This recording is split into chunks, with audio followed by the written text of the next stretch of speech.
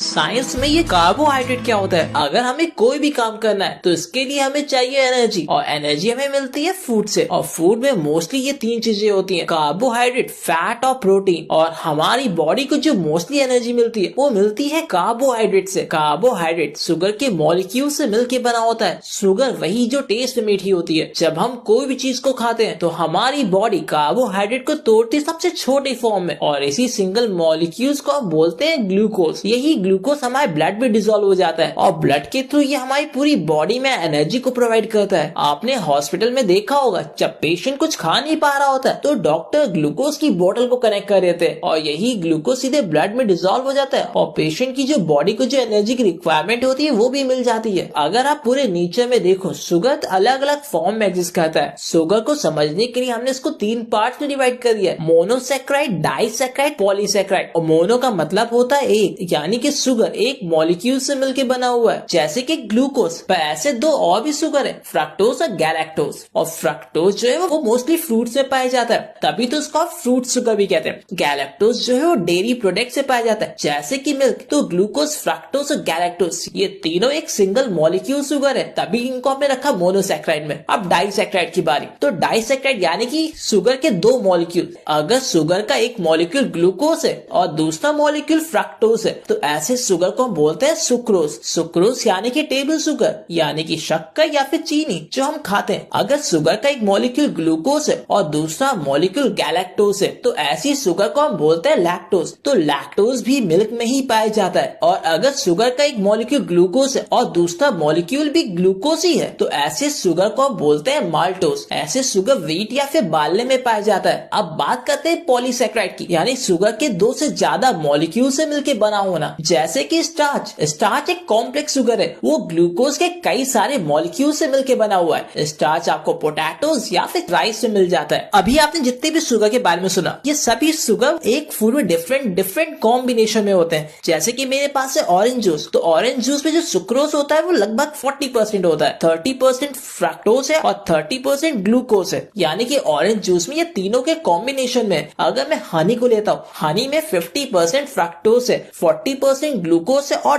10% other sugar है। Simple.